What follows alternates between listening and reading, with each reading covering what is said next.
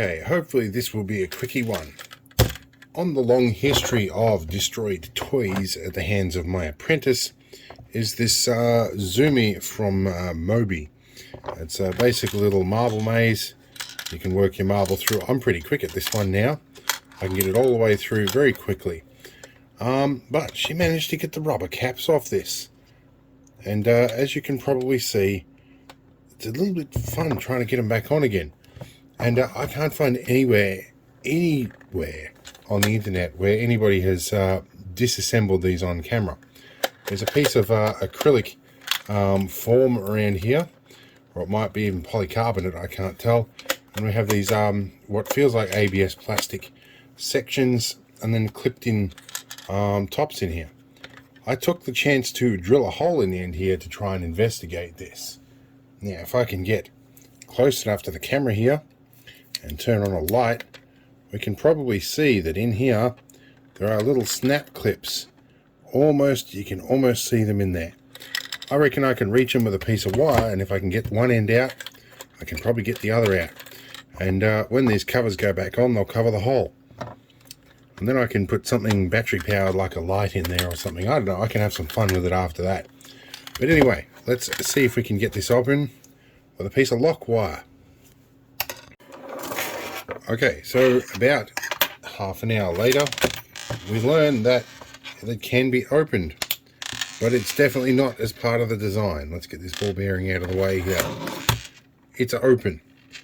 So there's 6 snap clips in here, and some of them were glued.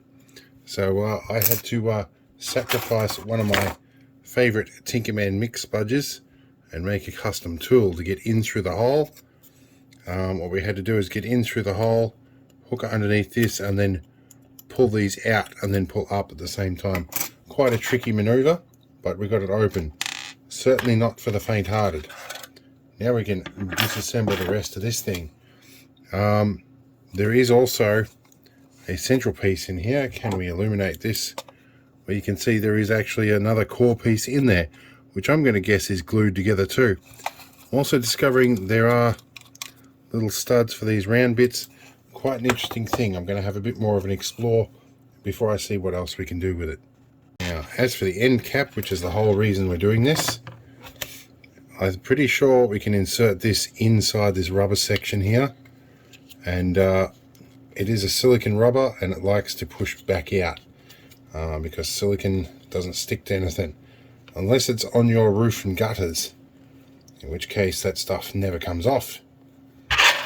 Alright, this again is going to be tricky to maneuver in.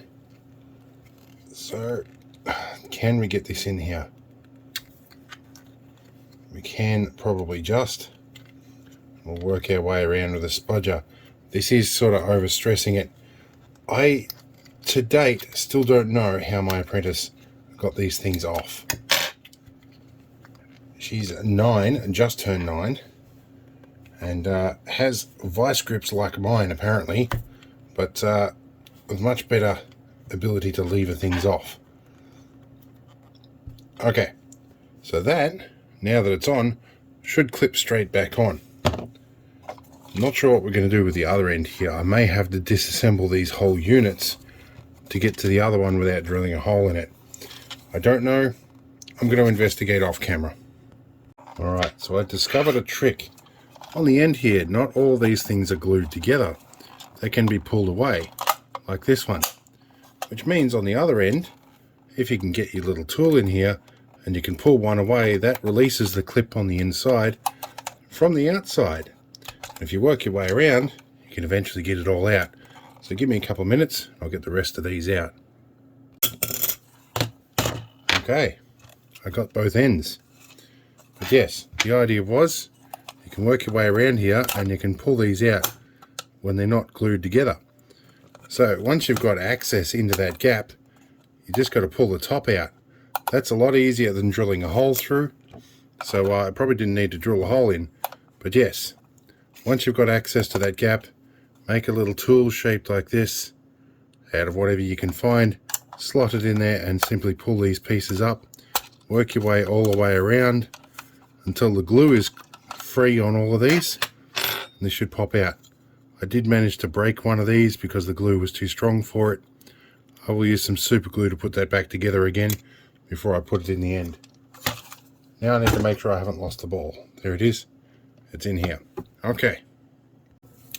Okay, I didn't come up with any good ideas on what to hide in here, like something that rattles or whatnot, but that would probably drive me nuts. So we're going to put these sections in like this. We're going to, this is the one I glued up here. Try and get this nice and concentric, and push down and let it clip in.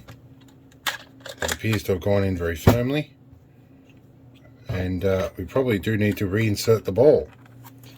That would be the good bit, so we'll do it this way and go in there. Okay, flip this one up, get things aligned properly, push down.